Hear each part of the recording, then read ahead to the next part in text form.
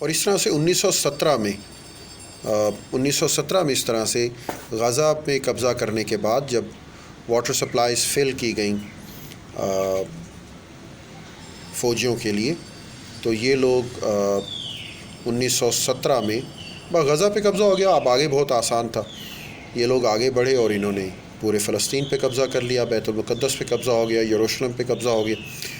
اور جن لوگوں کو چاہیے تھا کہ وہ آٹومن امپائر کو بچاتے، وہی تو آٹومن امپائر کے خلاف لڑ رہے تھے. تو کیا ہوا کہ 1917 میں پورے فلسطین پر قبضہ ہو گیا، یروشلم پہ قبضہ ہو گیا، بیت المقدس پہ قبضہ ہو گیا، اور یہ علاقہ 1917 میں فتح ہوا. شریف مکہ نے فتح کیا، برطانوی افواج نے فتح کیا، فرانسیسی افواج نے فتح کیا. اب یہاں پر ان کا ایک فوجی جنرل تھا برطانیہ کا، اس نے وہاں پر ایک پروناؤنسمنٹ کی کہ آج صلیبیوں نے، دا کروسیڈرز نے فتح کر لیا ہے فلسطین، فتح کر لیا ہے بیت المقدس.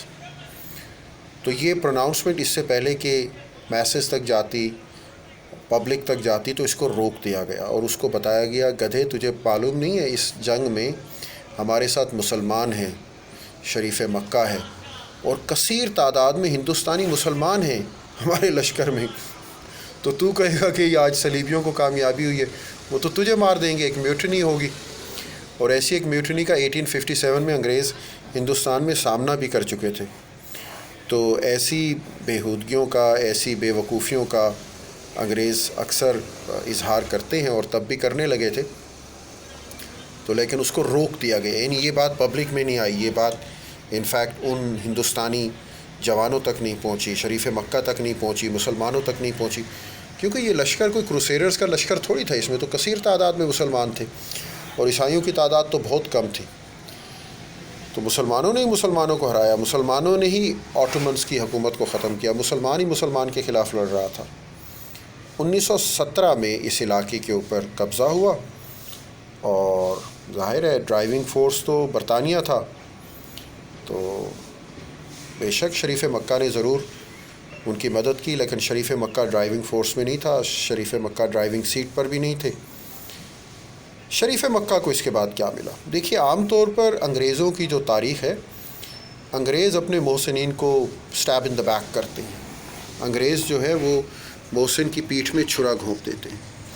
تو کچھ ایسے ہی شریف مکہ کے ساتھ بھی ہوا، لیکن میں پھر بھی کہوں گا کہ شریف مکہ کے ساتھ انفیکٹ ویسا برا نہیں ہوا جیسا انگریز عام طور پر اپنے محسنین کے ساتھ کرتے ہیں.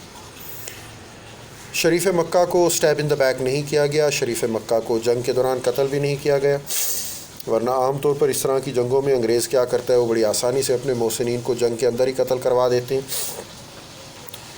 نہ رہے گا بانس نہ بجے گی بانسری. تو انہوں نے ایسا نہیں کیا.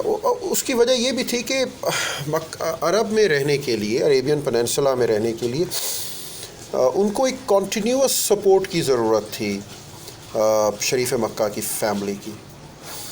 اور عریبین پیننسولا کی جو پولیٹیکل ہسٹری تھی وہ بہت کمپلیکس تھی. ایسا نہیں ہے کہ آپ نے ایک مرتبہ قبضہ کیا تو اب آپ ہمیشہ وہاں پر رہیں گے.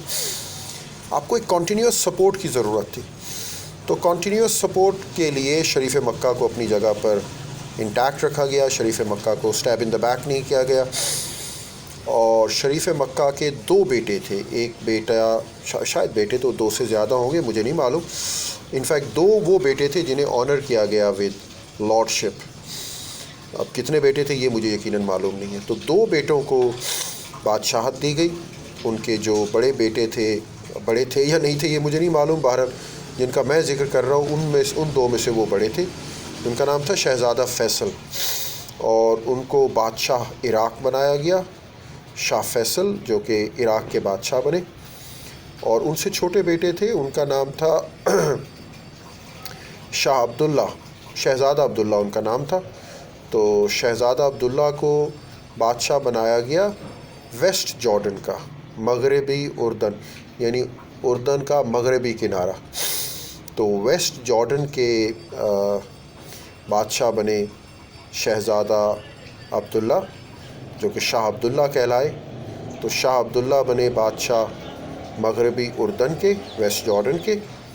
اور شہزادہ فیصل بادشاہ بنے عراق کے، شاہ فیصل۔